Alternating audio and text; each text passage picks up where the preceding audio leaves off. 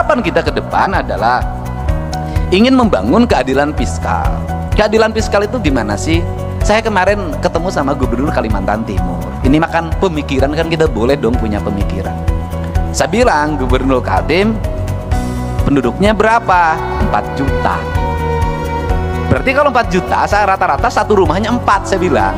Berarti rumahnya kan cuma 1 juta. Iya. Loh, kalau penduduk Kaltim 1 juta, rumahnya cuma 1 juta, kan sebenarnya bagi Kaltim ngasih 5 juta per rumah bisa. Karena 1 juta kali 5 juta, 5 triliun, Pak. Artinya masyarakat Kaltim untuk sejahtera itu sangat bisa. Beda dengan Jabar. Untuk Papua lebih bisa lagi. Untuk daerah yang memiliki pendapatan daerahnya tinggi dan hasil alamnya besar, sebenarnya sangat ini mungkin terjadi. Nah, apa sih yang terjadi hari ini adalah pola pengelolaan keuangan yang tersentral. Nah, problemnya di mana? Ini saya ngomong Jakarta. Jakarta ini, Pak, penduduknya di bawah 10 juta, APBD-nya 90 triliun. Kalau di Jakarta itu dari 10 juta ada 2 juta kepala keluarga, itu orang Jakarta bisa digaji per kepala keluarga 10 juta. Kenapa? Karena 10 juta dikali 2 juta hanya 20 triliun. Kalau saya gubernurnya bagi. Beda kalau Jabar 50 juta. Nah, untuk itu apa sih yang mesti kita lakukan hari ini? Mari kita bersama-sama melakukan telaah terhadap ini semua untuk kepentingan bangsa. Agar apa? Agar ke depan bangsa kita terus mengalami peningkatan sumber daya manusia. Artinya bahwa sumber daya pendidikannya meningkat, sumber daya ekonominya meningkat, kesejahteraan meningkat. Maka saya selalu berfokus pada keadilan fiskal. Keadilan fiskal saya selalu berfokus pada ketika jadi pemimpin, itu saya selalu punya angan-angan dan punya harapan. Bagaimana punya angan-harapan itu adalah pembangunan harus diselesaikan dalam waktu cepat. Setelah itu berarah pada investasi. Nggak bisa pembangunan gini-gini terus. Yang tahun ini menjadi proyek tahun ini, yang tahun ini menjadi proyek tahun ini, yang tahun ini menjadi proyek tahun ini. 5 tahun proyek birokrasi itu juga negara nggak akan maju sampai kapanpun. Tetapi yang harus dilakukan adalah apa yang kita selesaikan dalam waktu 1 tahun, apa yang waktu 2 tahun, apa yang waktu 3 tahun, apa yang waktu 4 tahun, apa yang waktu 5 tahun. Ini semuanya tidak boleh berulang. Pekerjaan kemarin harus tidak boleh dikerjakan hari ini lagi. Kenapa? Pembangunnya ke depan. Tujuannya untuk apa? Agar fiskal ini, fiskal yang tahun kemarin itu tidak digunakan untuk tahun ini. Dan negara sudah mulai berpikir untuk membangun kemandirian. Saya itu sudah punya rumusan, mudah-mudahan ini bisa dilakukan di Jawa Barat adalah misalnya begini, desa itu berapa sih penduduknya di desa itu? Di desa itu ada potensi apa? Anggaran pembangunan desa itu harus segera dibikin skala prioritas, ditambah plus kabupaten, ditambah subsidi dari pemerintah provinsi, ditambah pusat, fokusnya di desa. Kalau di desa itu ada 7 RW, dibagi saja sebenarnya. RW ini bagian desa, RW ini bagian kabupaten, RW ini bagian provinsi, RW ini bagian pusat. Jadi membangun desa paripurna itu bisa selesai dalam waktu 2 tahun. Tahun ketiganya itu anggaran sudah mulai diarahkan bukan untuk itu lagi, untuk kesejahteraan publiknya, jaminan kesehatannya, jaminan pendidikannya, jaminan hari tuanya. Tahun berikutnya harus lagi mengarah pada investasi, di mana uang itu tidak digunakan lagi untuk pembangunan infrastruktur lagi karena udah selesai, digunakan untuk investasi. Investasinya dikelola oleh perbankan daerah, di mana uangnya berputar, dipinjamkan pada lingkungan daerahnya dan untungnya diperoleh lagi. Ini kan model koperasi zaman dulu sebenarnya, cuman dikelola secara modern. Nah, kemudian uang itu berputar, maka dalam jangka panjang daerah tersebut akan memiliki kecukupan fiskal. Kemudian pembangunannya selesai. Terjadi pada negara mana? Pada Tiongkok. Tiongkok itu pembangunannya dilakukan secara terstruktur, terencana, dilakukan oleh negara dengan waktu cepat. Kemudian negara memiliki kecukupan fiskal, kemudian Tiongkok berkembang investasinya. Setelah berkembang investasinya, kebutuhan pembangunan di daerahnya dianggap sudah cukup. Kemudian mereka punya fiskal yang cukup, mereka harus bergeser ke tempat lain untuk bergeser sumber daya manusianya, sumber daya ekonominya diputarkan di negara lain, rakyatnya ikut kerja. Tapi setelah proyeknya berjalan, mereka balik lagi dapat duit lagi 2-3 keuntungan. Dia pakai bahan baku dia punya dia pakai sumber daya punya dia, dan punya fiskal punya dia. Rakyatnya kerja, barangnya dijual, setelah itu dia dapat keuntungan lagi, balik lagi ke negaranya. Kita mulai berpikir desa-desa dan kabupaten ke situ. Dan ini harus kembali bahan diskusi. Kenapa? Karena kita punya tugas. Kita ini hari ini adalah pahlawan untuk anak cucu kita ke depan.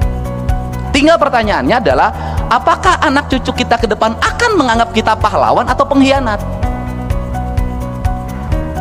45 dianggap pahlawan, mungkin 66 masih dianggap pahlawan, 71 mungkin dianggap pahlawan.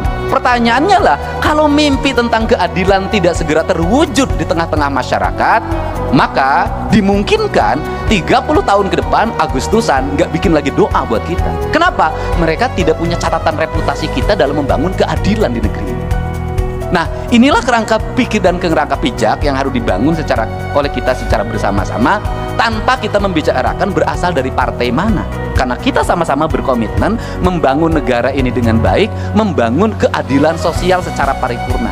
Dan keadilan sosial hanya bisa diwujudkan dengan pendekatan fiskal. Nah, yang terakhir, Jakarta ini duitnya banyak, benar.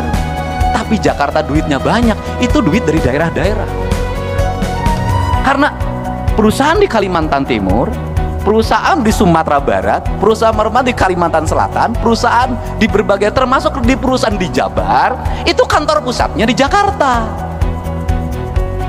Bayar PPH-nya itu, NPWP-nya Jakarta, sehingga dapat bagi hasilnya Jakarta lebih gede, Pak. Sebenarnya yang kebagian baunya kami, Pak, yang kebagian demonstrasinya kami, Pak, tapi yang menikmati dana bagi hasilnya Bapak, Pak. Untuk itu kesini kan sekarang sebagian, Pak, ya, itu loh. Itu yang di Jawa Barat, yang di tempat lain juga sama. Ini yang harus kita bicarakan bersama, Pak. Kenapa? Kita ini daerah-daerah memiliki tanggung jawab beban yang luar biasa. Orang Kalimantan punya uang di keruk, ya kan?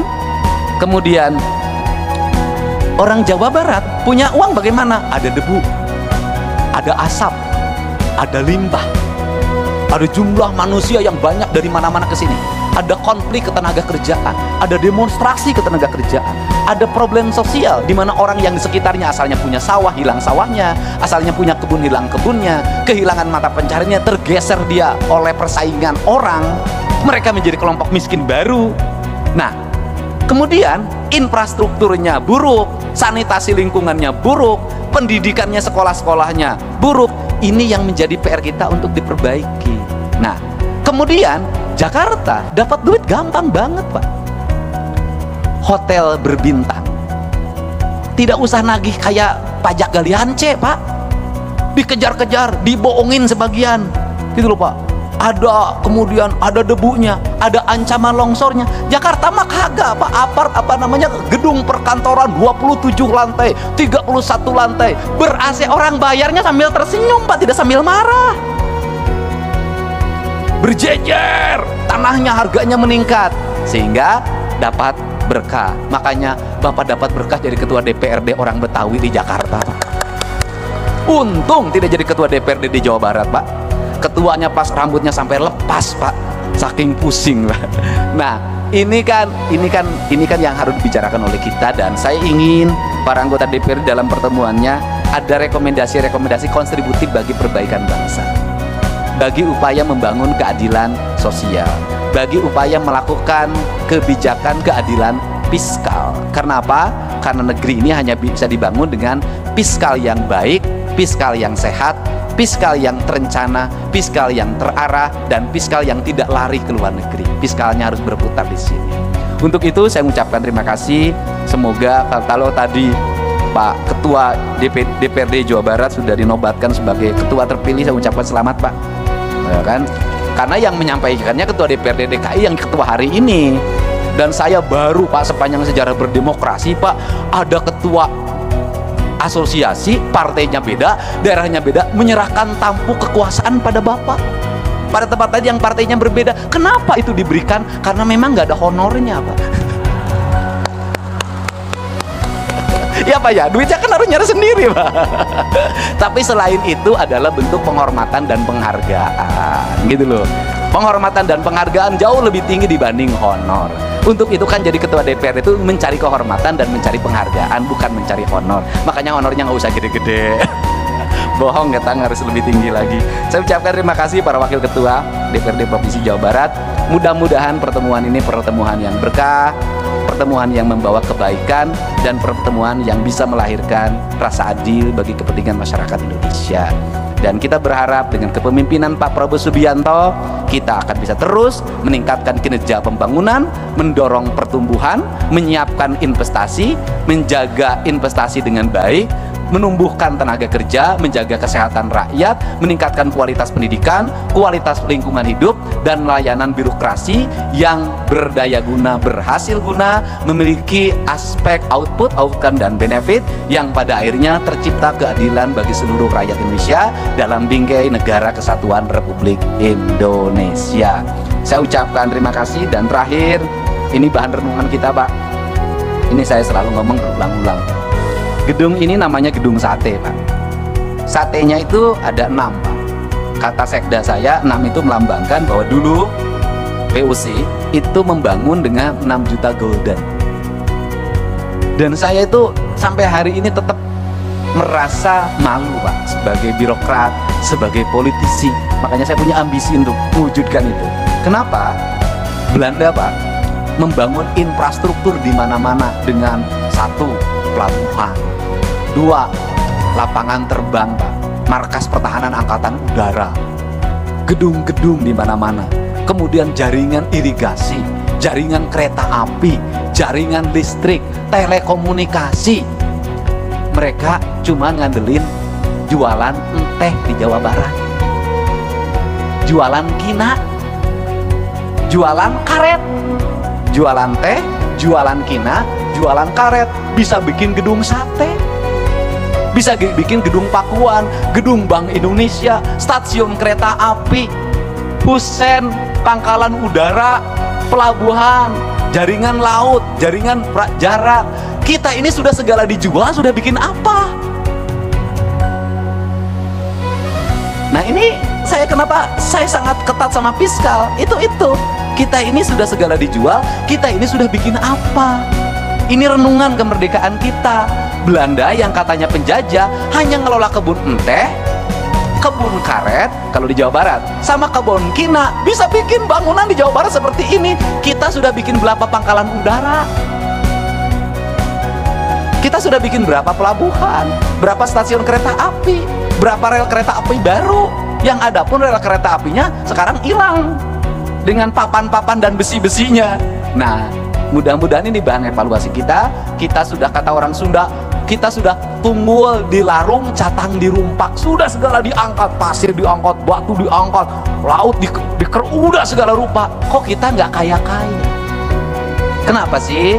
Berarti ada perencanaan belanja yang salah, ada belanja yang salah. Untuk itu, mari kita perbaiki cara belanja kita dan cara mengelola keuangan kita dengan prinsip 2, kata orang Sunda, saeutik kudu mahi, loba kudu nyesa.